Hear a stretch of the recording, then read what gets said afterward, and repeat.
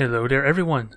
Last week we had a look at the Orks and the Tyranids there, and I gotta say, in that week's time I have realized that there was a lot of gaps, a lot of things I did not know about, especially with the Orks there, because apparently I have found a compendium that was meant to update the rules of Battlefleet Gothic back in 2010 there, and it apparently included a whole bunch of new different rules for the Ork fleet there, so instead of talking about all of them there, I think what I'm going to do is do a separate video down the road there talking about all these additional changes that were made in the compendium that will enhance all the different factions, at least those, I suppose, that were a little bit underperforming and need a little bit of a buff for a lack of a better term. So there was definitely a lot of additions for Orks if nothing else, so be sure to tune in for that. But we had a good look at the Tyranids there and a lot of exciting stuff, a lot of exciting potential that they can bring to Battlefleet Gothic Armada 2, and I for one am definitely excited for another up close in your face type of fleet,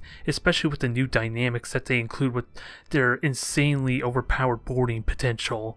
But we still have 3 factions left to go over there. Well, technically 2, depending on how you view the 2 different versions of Tau. And in this episode, we're going to be looking at both versions of the Tau there. We're going to be looking at the original version of them, which is basically a lot of heavy-duty haulers and cargo ships there. And then, of course, we're going to have a look at the updated Forge World version, because technically, the Custodian, Protector, and the Sauce ships that we have in Armada 1 currently were not really designed by Games Workshop themselves, although I don't know the exact relationship with Forge World itself with Games Workshop, mind you, but I'm pretty certain they're a completely separate company or organization or site anyway that you can purchase resin models for the Warhammer games in general at least, so I don't think they're directly connected, but nonetheless they are the site, the group that have created the Tau fleet that we know. And the rules for both these Tau fleets are generically both the same. They're hell.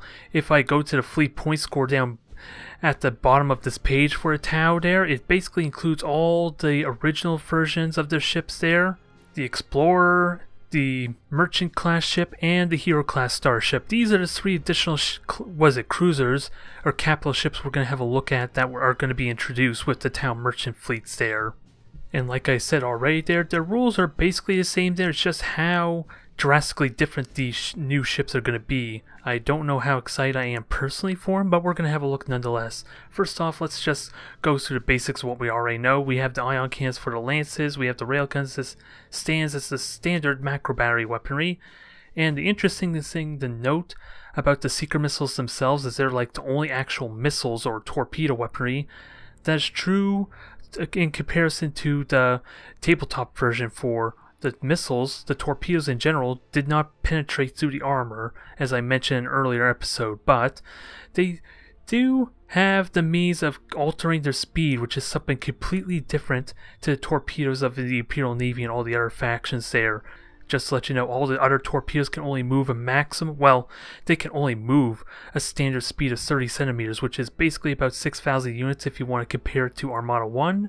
But in the case of seeker missiles, they can actually choose to go as slow as 20 centimeters or up to 40 centimeters, so basically around 4,000, 7,000 unit range. Actually, I'm wrong. There's 4,000 unit range at minimum, and then it's like 8,000 max range if you want to go full speed there. And the reason this is an important factor is because you can manually control how you want your seeker missiles to turn. They're not like on autopilot like the bombers and the torpedoes are in Armada 1. You have pretty much complete control of them over them every turn there. Although you can only do a 45-degree turn, so they can still be dodged, especially if you're too close to your target or arguably too far away, and they just conveniently reposition their ships so that they never get intercepted. So there's an interesting dynamic to the seeker missiles there that are not really present for all the other factions, aside from maybe the boarding torpedoes, because Space Marine boarding torpedoes, the Tyranid boarding torpedoes, they have guidance as well there, as we know very well with the Space Marine boarding torpedoes. But they can't really alter their speed. Hell, even the Tyranid torpedoes can't alter their speed either, so they're kind of stuck in the same predicament as well. And as far as the fighters and bombers are concerned, since these are kind of like the highlighted points when you think of Tau, especially how their strategy is based heavily around the Custodian and sheer amount of bombers, the Barracuda, which is the fighters themselves, are actually a little bit weaker in general in comparison to the other fighters. They're actually a slower speed, which isn't really a big deal because it never made it into Armada 1. In fact, pretty much every single torpedo, every single fighter, every single bomber basically goes at max speed or set speed of 600 units a second for their distance, which basically is enough to outrun pretty much everything in the game there, aside for briefly the Eldar's Wraithbone shift. So it's possible that may continue to happen for Armada 2, because the only thing I could think of that might outrun it is possibly the Dark Eldar, depending how they're all ahead full special order functions, mind you, because they're going to have a ridiculous amount of base speed, but they didn't quite have the 2 moves a turn like the Craft World and the Corsair Eldar had, so there's a possibility they could outrun the bombers, and what will that do for the possibilities of balance, even though the bombers technically can chase after them forever when they're not going into a gas cloud or solid running, mind you. And the gravitic hooks are pretty much the same too.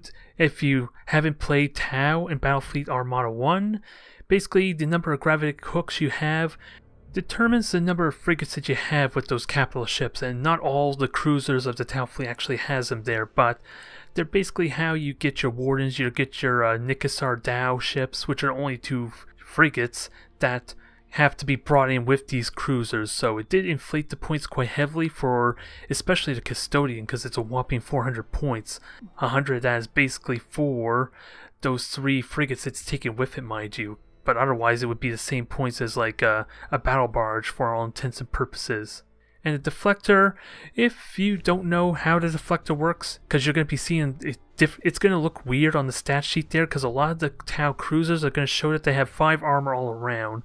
And if it states it has a deflector on it, it basically means that the front prow is going to be treated as armor 6, which in Armada 1 currently that's 75 armor, 75% chance to resist the damage, and if it doesn't already have armor piercing potential. So this rule that's in Armada 1 is completely true to how it functions in the tabletop game. Hell, even to the point where you can get an upgrade that allows your shields to benefit from the deflectors as well, which in the Armada 1 your shields have no resistance at all outside of like possible upgrades. So the deflector is like the closest thing as far as in terms of survivability and durability that made it from the tabletop version, even if technically the broadside, the rear of the Tau ships still don't really get any form of resistance. And the Tau tracking system is basically the exact same too there from what you already know. The Messenger and the Custodian are the only 2 ships that have access to the tracking system, and the rules here are specifically for the Messenger, mind you. The Custodian has its own special rules which enhances the range potential, and it's actually surprisingly short in comparison to what it made it in Armada 1.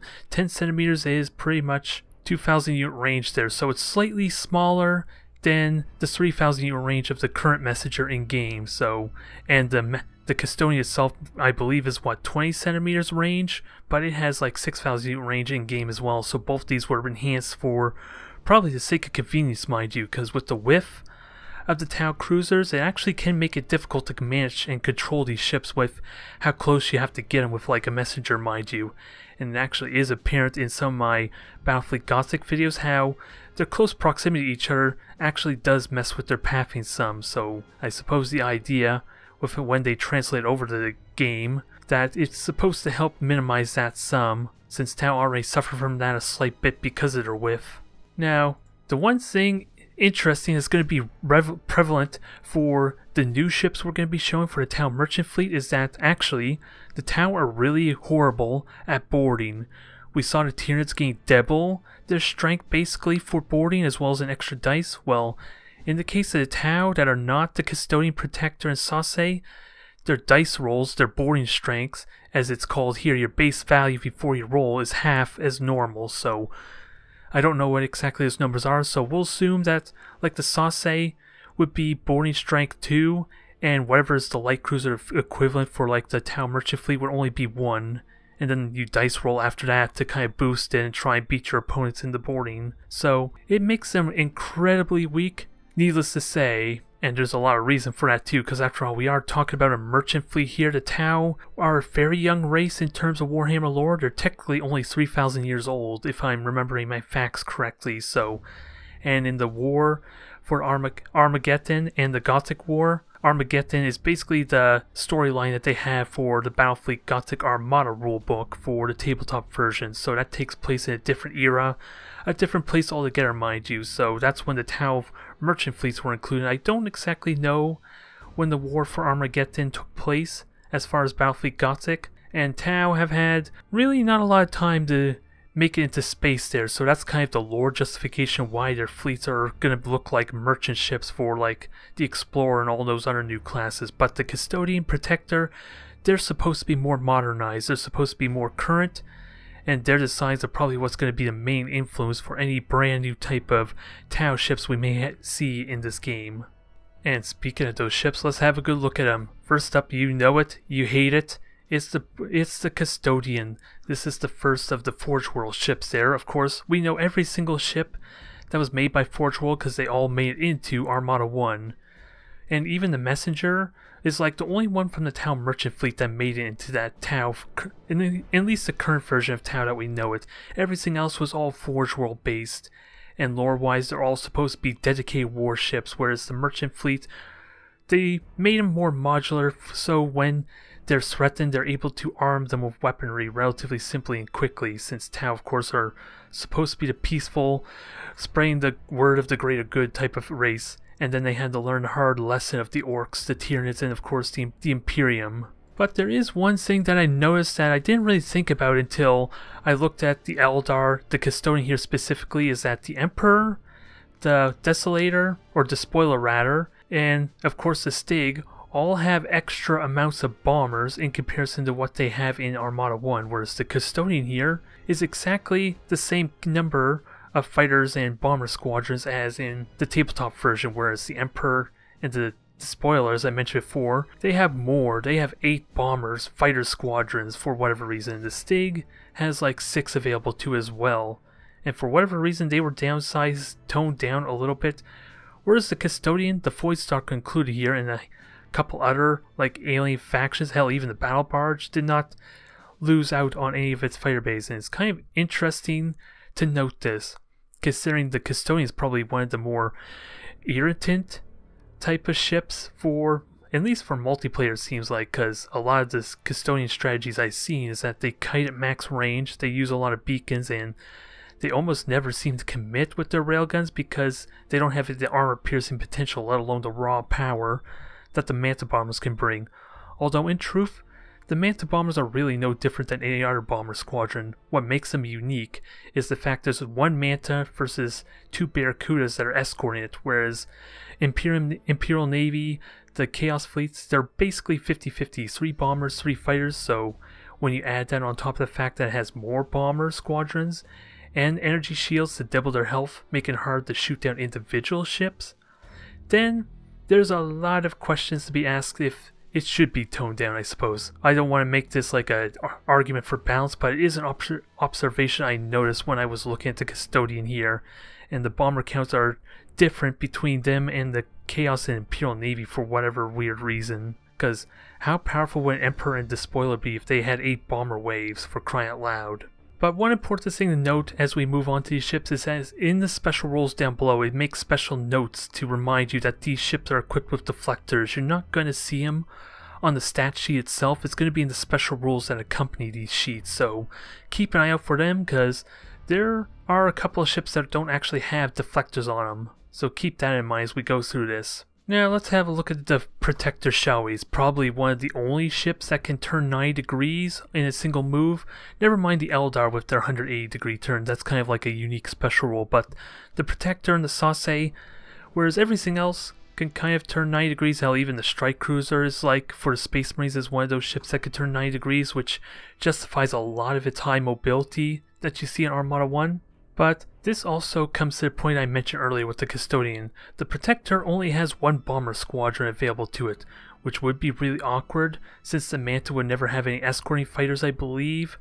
With the way it works in the tabletop rules, you would only have the Manta fly on its own, and as in the rules up above, it mentions that the Mantas have a chance to survive destruction there against other fighters, kind of similar to how Thunderhawks and the Eldar fighters do. It's the exact same type of rule, but we got 3 different variations, alterations on how that's executed in Armada 1. Whereas I talked about was it the energy shields already giving all the Tau ships their extra hit point, which is kind of necessary since if they didn't have the extra health point, these Barracudas and Mantis squadrons would be like the easiest things to shoot down because they have less hit points or less number of fighters. Because I don't think the Mantas in Armada 1 actually have additional health. It never says anywhere in the description of the Manta bombers, mind you, so the energy shield is kind of mandatory for that, and it's kind of awkward when the Mantas are unsupported here with only one fighter squadron for a protector. And the town never did have any like options, I believe, to upgrade their speed, so this 20 centimeters, this 150 unit speed is basically what they're stuck with for pretty much all their ships, outside of like a handful of their frigates, because even the Sauce goes 150 unit speed, and it's kind of like, if you're playing Tau for the first time, I know when I played Tau for the first time, they were really awkward to play as because you didn't really have an effective light cruiser to serve as a heavy scout, and with one of your main frigates kind of encouraged to stay with your fleet in the form of the messenger, it made it really awkward for a brand new player to get value out of them, at least as far as scouting. Maybe it's not a big issue ultimately because it means your ships kind of like stick together a lot better, but this is an observation that I'm just noticing here. There was no air cache upgrade to help enhance their speed in any form at all.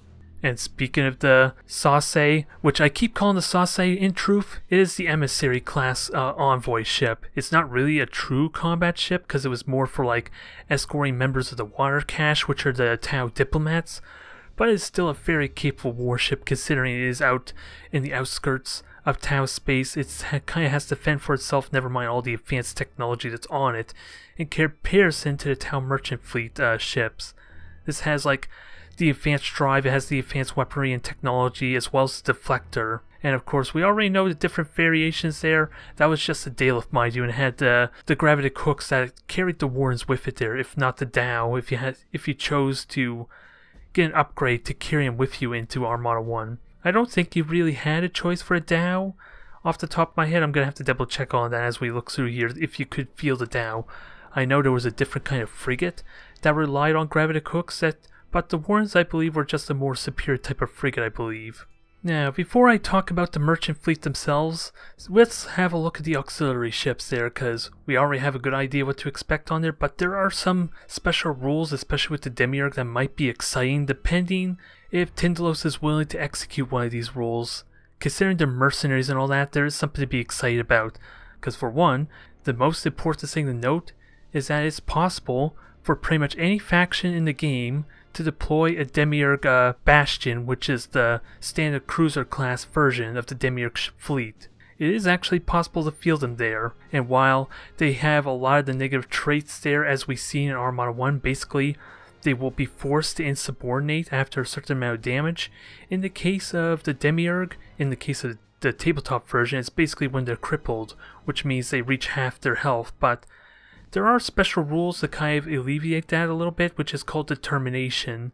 It doesn't explain it specifically there, it's described in the Demiurge stats themselves there, but if they're facing off against orcs, or if you field entirely a Demiurge type of fleet, you are actually allowed to do that. Then they're basically will only disengage when they're brought down to the crippled status that we know them now, or in the case of the tabletop version when they have 1 or 2 health points remaining. But basically that is pretty damn close to equivalent to what crippled would be in Armada 1 now. But that is a hugely exciting prospect that I would love to see made into Armada 2, because that would definitely change the dynamic if almost everything can get a Demiurge. Mind you, the Tyranids, the Necrons, and the Orcs do not get access to them, mainly because the Demiurge hate the Orcs. But that would kind of be a lovely dynamic there to kind of spice things up when you never know if your opponent's going to field Demiurges, let alone the possibility of an entirely Demiurge-based fleet within the Tau faction, if nothing else. That would basically introduce like a 13th faction in a vague sense, if it can be utilized in some sense or executed by Tindalos if they're daring enough to try and put that in. And now to carry on with the special rules related to Demiurge, because they have a lot of unique traits to them there. For one, the blast markers. Since the Demiurge kind of charge up their cutting beam, which is the special rules on the right there, but I'll talk about that later. Instead of asteroid fields that they charge up on. They actually charge up on the blast markers, and again, as a reminder, these are like markers you put down when the shields take damage. You put them adjacent to the target you're shooting at, and it is basically a marker to determine how many shield damage is done on a ship. Mind you, it's not like the Demiurge are immune to damage because they still have shields, so this only works when you're moving the Demiurge fleet, but basically this is how you charged up your cutting beam there. You fly through as many blast markers as you can, immediately removing them from the board, and it increased the power of your lance shot, which is basically what the cutting beam is.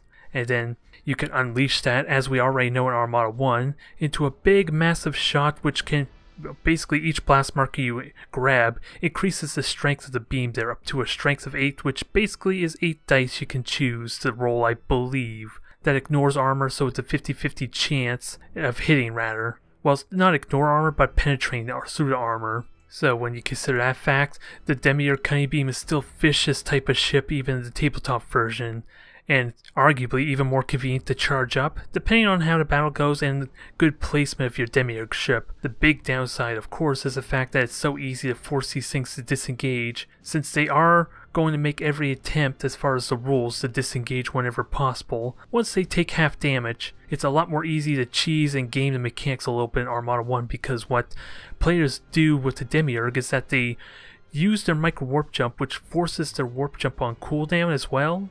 And that way you never have to worry about insubordination. Then you kind of have to fight a Demiurge and bring him all the way down to complete destruction if you want to get rid of him at all. So hopefully, if nothing else, that gets reworked and fixed up for the Demiurge for Armada 2. Because I hardly doubt that was the intention with the Demiurge. I think that's a safe assumption there. Now let's have a look at the stronghold here, because there's another special trait there that I did not even mention just yet. And that's the fact that torpedo salvos can fire 360 degrees. They are not stuck to the prow like all the other ships that we've seen so far with torpedoes. No, these things can shoot 360 degrees, and it's a powerhouse like you already know there. Very damn vicious and effective ship there, and if you look down in the special rules below, it talks about this determination trait I mentioned before when facing off against orcs or going with a pure Demiurge fleet. They basically alter how much is scored for the purposes of victory and for the purposes of damaging and destroying these ships. For basically balancing, I suppose, with the extra amount of damage that you have to do to their fleet, and even their leadership roles are completely different too. The more damage they take, the lower their leadership, which means they're a lot less likely to succeed in getting their lock-on, the brace for impact executed.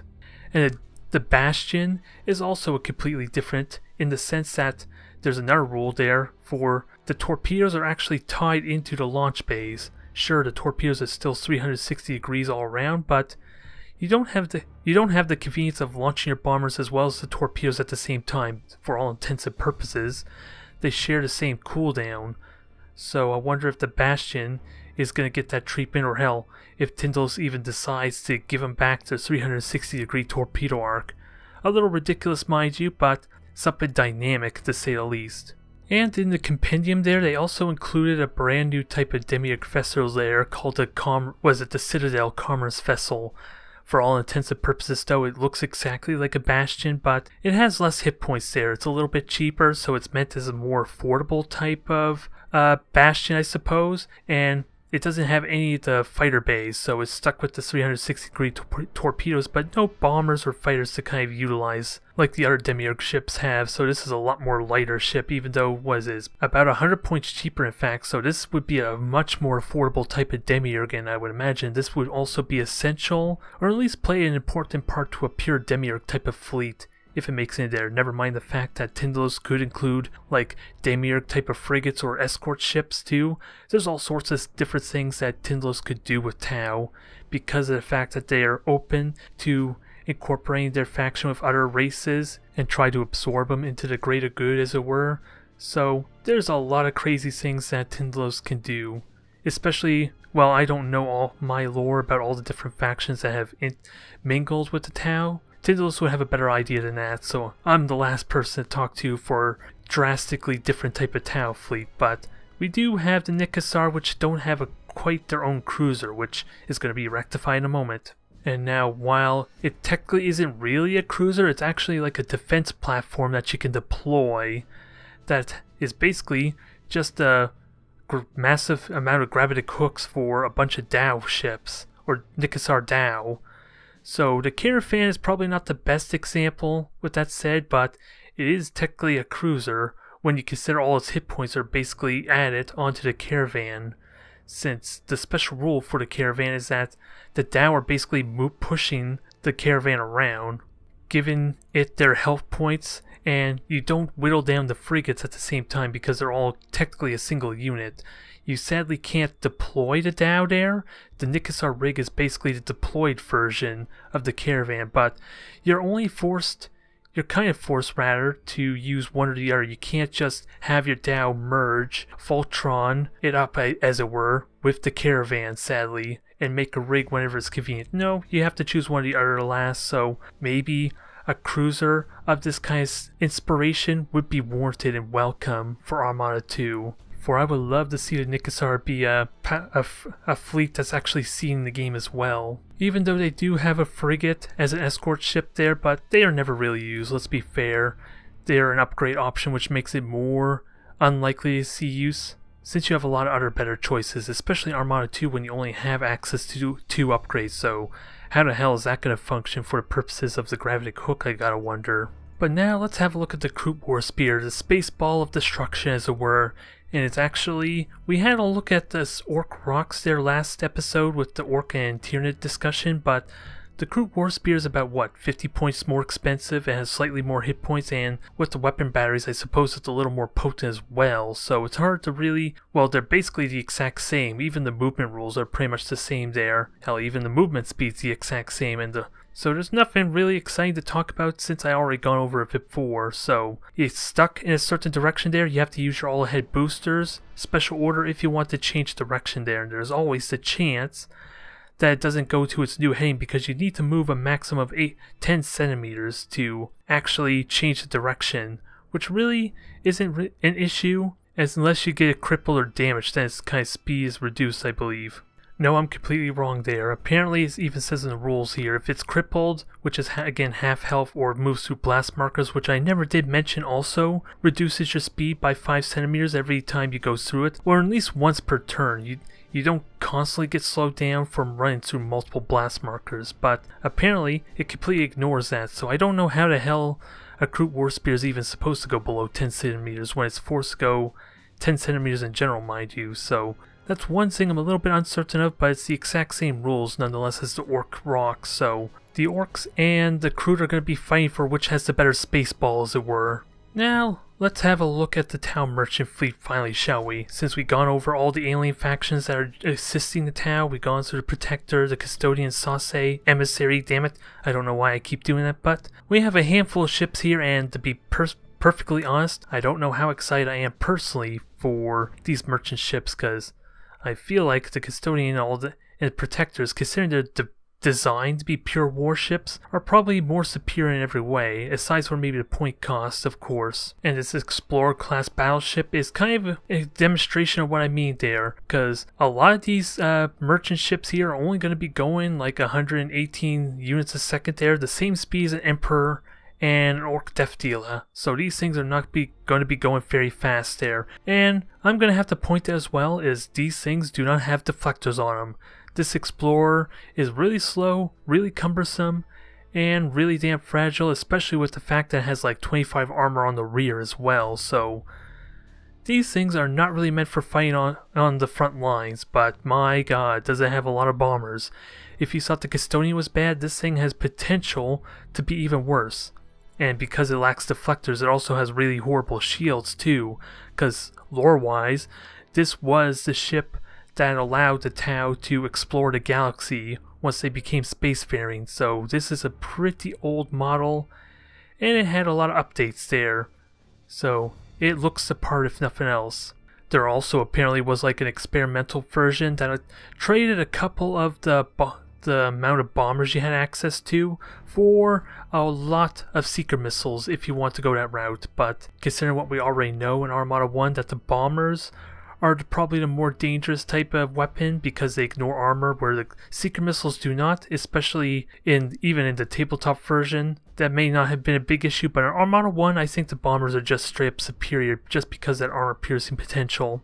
And now the Merchant class starship is going to be a really weird one as well, because this ship also does not have deflectors, and it's also a standard cruiser that has 4 hit points. There is a special rule down below that allows you to inflate the points to give it 6 hit points, so that would put it on par with a Protector and most other cruisers that are a little bit more fragile, like the Strike Cruiser, the Eldar Shadow. At least I would imagine that would be put baseline for the Merchant if nothing else, but still, this is an incredibly cheap type of cruiser with that all said. And again, I don't feel it's all that impressive. It has a lot of weaponry on the broadside, as well as like a couple of railgun turrets on top, but there has been a lack of ion cans on these things, and while that's not a big deal, mind you, there are variations that do have the ion cans. These things are not really impressive, but again, I suppose the Merchant is such a cheap ship because of how slow and brittle it is. You could probably get a good number of them for purposes of like point defense numbers. There's a thought. You could have like a massive number of these things for point defense for shooting down bombers and fighters, including if you can have a messenger join with it.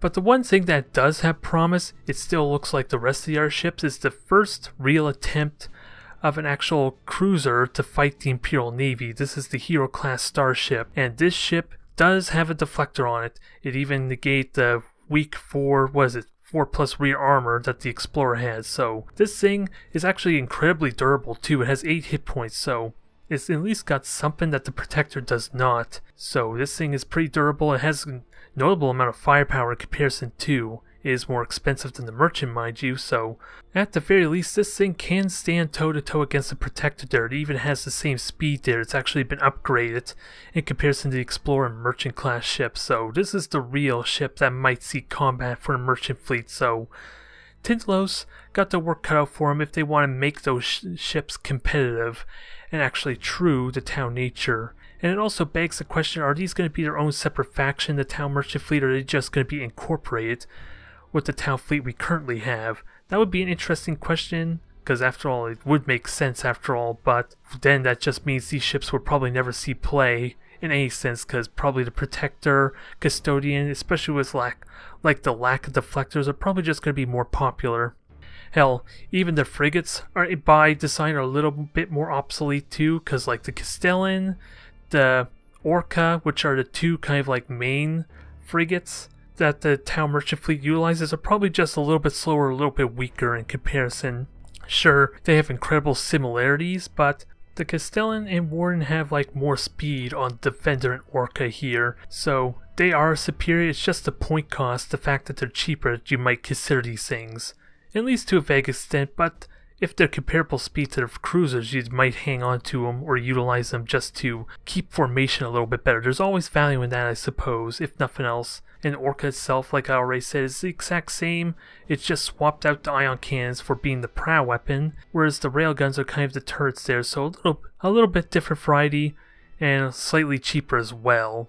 Although I will have to be honest there, I'm not really all that excited for the Tau Merchant fleets there, because I think I like the design and the capabilities of the Forge World variants that much better. When the Tau Merchant fleet was announced, they really were just the Tau, mind you, not the Tau Merchant fleet, but when they were released, I don't think there was ever a positive reception to the Tau. Mind you, it didn't really make much sense for the lore, I believe, because I don't even think they were anywhere near the conflicts of the Gothic War, let alone Armageddon. But there was enough need for the Tau to get proper representation for Battlefleet Gothic, the tabletop version, that Forge World decided to make their own version of the Tau fleet there, and to the point it was popular enough that it was included in the compendium there that I found. So I will talk more about the compendium in a later video, but thank you everyone for watching here. It may not have been the most exciting discussion of like some of the newer Tau fleets, but boy, I love a lot of the concepts that could get integrated, like with the Demiurg fleet being available to all factions, never mind a possibility of an all Demiurg fleet in general. There is something to really be excited about there, because technically it would be